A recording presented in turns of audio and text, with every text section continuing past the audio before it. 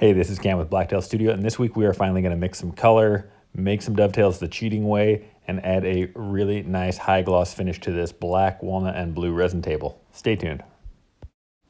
I suppose I forgot to mention that we will also be building a table in addition to all of that. And we are starting with a really cool black walnut slab that I've been saving for about a year or so now. And I didn't really want to cut this down the middle when I was saving the slab, but this ended up being the perfect size and the perfect piece for this console table I'm making, so I decided to sacrifice it. And the inspiration for this was one of my very first console tables that I had made out of black resin and black walnut right here. And the client really liked the island, so it fit really nicely and it was going to be pretty close to that original table. So that was the inspiration. And nice thing about this one was it wasn't that big of a table. I was able to actually do most of the work myself on my relatively small tools compared to that industrial shop that you see me go to from time to time. These slabs were in really pretty good shape. There was a little bit of raw, a little bit of softwood, which is what you see me removing there. And then I'm taking the angle grinder over to the edge of the live edge just to make sure that when the epoxy's poured, it has a really good solid wood surface to bond to, nothing that could kind of pull apart with bark or softer wood. After I get done sealing the edges with a faster drying epoxy, I blasted through this mold build, which if you're curious about how to make a guaranteed leak-proof mold, I have a full video and a blog that I'll add links to those in the video description below. But for now, we're gonna kind of fast forward past that part. I thought I was pretty clever adding this painter's tape here, which ended up not working at all and was a really bad idea. So keep watching if you are thinking about adding some islands to your table, because this method did not work. Since most of my tables are black, I never really get to show you guys how I test my colors. And this is something I go over with my students in my resin workshop.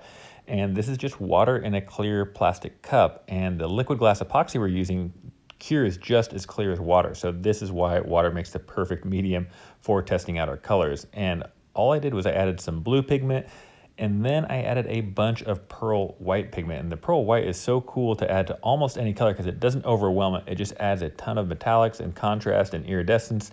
So if you want a little more razzle dazzle in your table, try adding pearl white to really almost any color.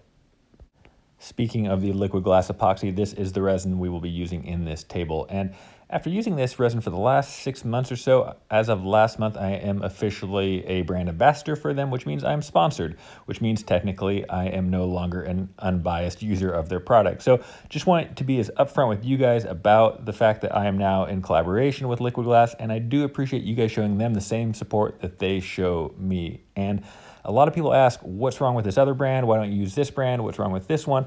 And I like to talk about the positives of a product instead of the negatives of another. So the clarity, the strength, the flexibility, and the consistency of this product, meaning I've never had any bad batches or crystallization or anything like that. So all of those things together make this my favorite epoxy. And yes, I am now sponsored by them, so take that or leave it, but I do use this in all of my tables now. One of the most common mistakes that can't be repaired is unmixed epoxy or incomplete mixing of epoxy. So really take your time, use that stick, scrape the sides, scrape the bottom when you're using your paddle mixer. Just really fold it in, mix it, probably a good 3 or 4 minutes at least, making sure to scrape the bottom and the sides. But when you pour it, don't scrape it out off the sides and the bottom, because any potentially unmixed epoxy is going to be that bits clinging to the sides. So don't spatula it out from the sides and the bottom, only let it pour out naturally with gravity. Another super common mistake that people make when using these powdered pigments is they don't realize that they will settle. And since these deep pour epoxies take so long to cure, you might make your pour, do a bunch of cool designs, go to bed, come back the next morning, and they will all be on the bottom of the mold because they have settled due to gravity. So what you need to do is come back about 12 hours and plan your pour accordingly. As I will intentionally do it late at night so I can do it first thing in the morning and then monitor it. And what I do is I set a timer for every 30 minutes so I can keep making these swirls until the epoxy has set up to the point where I can no longer add any more swirls and they will be locked into place. So ended up taking about 16 hours before I did my final swirl, and you'll see here just how thick it is at that point. What you need to be very cautious about when doing this, though, is any stirring you do now is going to induce bubbles, and you'll need to pop those with a torch. And you see that I am barely just skimming the top, and that is because if I was to dig that dowel in there and really fold the epoxy over itself, I would induce way too many bubbles that would not pop on their own. So that would kind of ruin the look of the project. So just be very light and delicate. You see me there just skimming the top, and this is at 16 hours, so you see just how thick it is.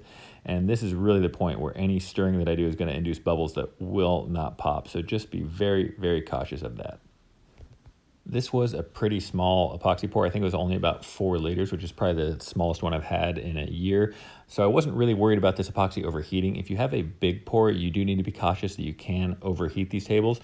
So get yourself a temp gun like I have here and monitor the temperature. And this is a great temperature set. If it starts getting above 120 degrees Fahrenheit or so, get a fan on it and make sure that you get it cooled down, because that is where you can get the epoxy to crack and have some problems. I want to take a quick second to welcome anybody who is watching one of my videos for the very first time, and thank those of you that watch these videos every single week.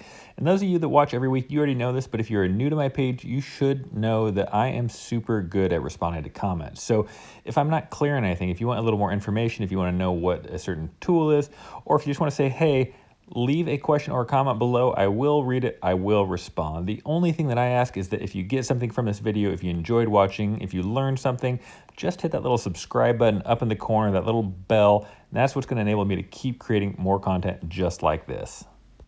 I don't believe I actually showed adding mold release to my form earlier in the process, so that's why that table was so slick going through the planer. So make sure you add mold release to your form when making these epoxy tables.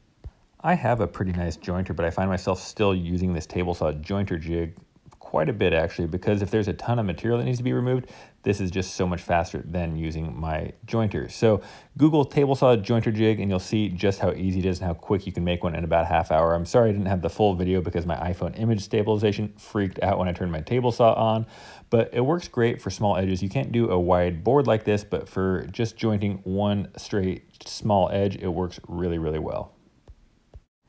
And if you haven't figured out what I'm actually doing at this point, is I am just jointing and planing all of the wood for my wood table legs that I'm going to be doing. And this isn't really going to be a step-by-step how to make these legs. I'm just kind of give you the broad strokes of how I did it. And part of the reason why I'm not making this a step-by-step is I ended up using an old dovetail jig that I haven't used in a long time. For one, I'm not that good with it, and two, I don't really like it that much, so I don't want to make this a step-by-step of how to use something that I don't really like using, because then you're going to be in the same boat that I am, not really enjoying what you're doing. So I will kind of show you the broad strokes of it, and this is what I am pulling down here. It's an old Porter cable dovetail jig, and you'll see here in just a second how often I actually use this thing.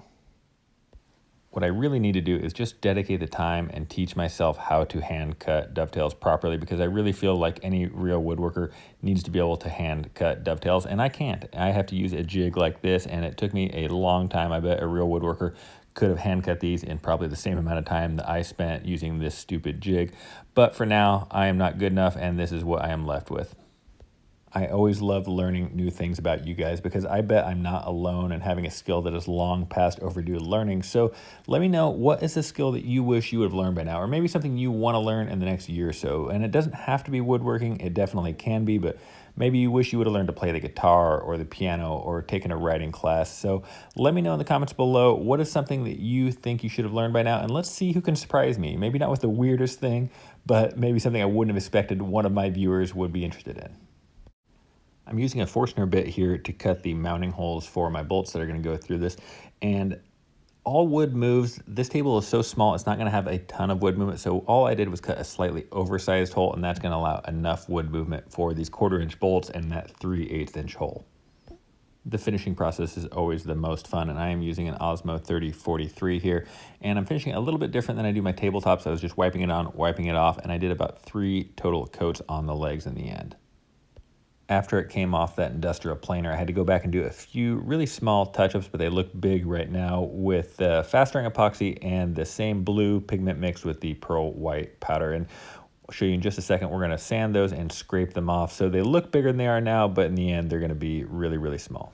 If you've watched some of my past builds with the large tables, you know how cumbersome they are, how hard they are to move around, and how dangerous they can be. So I love making console tables like this because they are so easy to move around. So I will show you here in just a second the scraping I was talking about. And what I did was I warmed it up with the sander, creates that friction, creates that heat, and it makes the scraping go much better. If you don't do that, the epoxy can actually kind of pull out of your hole, which then makes you have to refill it. So warm it up with the sander and then scrape it with that scraper. And if you're curious about the tools I'm using, I will add links to all of these in the description below.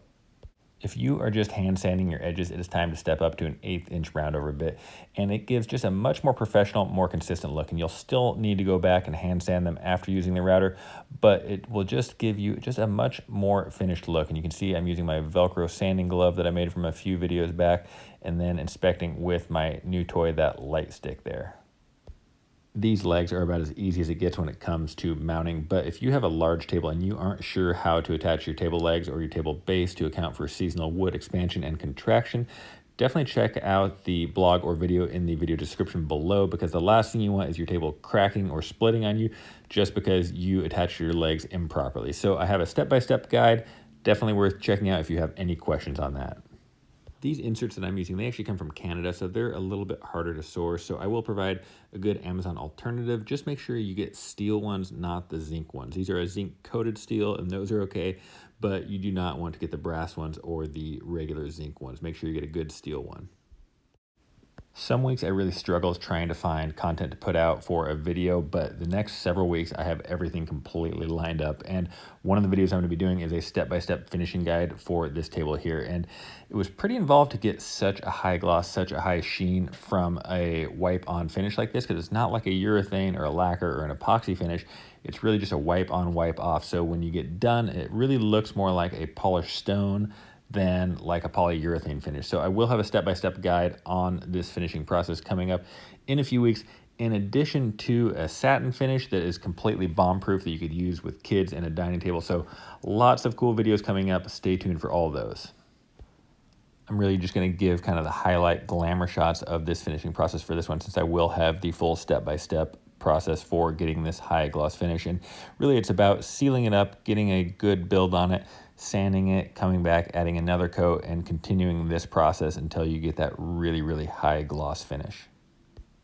And this process is pretty similar to my previous how to get a perfect finish in a dusty shop video, but you just take it a few steps further. The satin finish video I have coming up is going to be a completely different product, a completely different video. So that's the one that I'm really excited about, but this one I think is really cool looking, especially for something like a console table, whereas it might not be super practical for a dining table. I think it's really cool for accent pieces like this. One of the questions I get a lot is, how high do you sand the underside? And you'll see it is much more matte than the top because nobody looks underneath the table.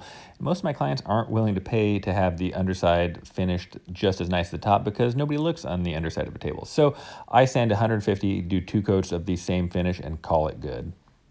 Okay, we are finally done, and we had a nice shot outside on this overcast day, and now you can really see what I mean about that polished stone look. Whereas it doesn't look like an automotive clear coat where it's super shiny, but it looks like a polished granite or a marble. And I personally love this look because, for one, you don't see many tables like this. It's just a really unique, really new modern finish, but you get to see all the grain, all the color of the wood, keeps it very natural looking, and the feel of it is just amazing because you don't feel that clear plasticky coat. You still actually feel the wood grain. Natural light is always the best light to photograph or video an object in. The problem is it's really hard to photograph these in a studio setting using natural light. So I did set up the photography backdrop, and I used my old light painting method that is not a method I invented, but it is a technique that I use. And it starts with a black backdrop like this. Then I take a flashlight, turn all the lights off, and I actually did a video on how I shoot my tables, and it creates a pretty cool effect. It's not quite as nice as the natural light, but it does enable me to get some shots like this. So I think it's pretty cool, but I also took some photos on a white backdrop, and I would be curious to know which ones you guys actually prefer, because you can see some of the shadows, and I'll have some photographers that probably comment and tell me how I can fix some of these problems. But the white I thought looked pretty good with this walnut and blue, but let me know in the comments which one you prefer. As some of you know, I like to give a little bit of credit to the people that make it all the way to the end of the video each week. So this week, start your question or comment with your job or job title, and then I will know you watched the entire video, and I promise I will answer all of your questions or comments first, and it will enable me to get to know a little bit more about you guys in the process. So thanks so much for watching the entire video this week, and please subscribe for more videos just like this one. Have a great day.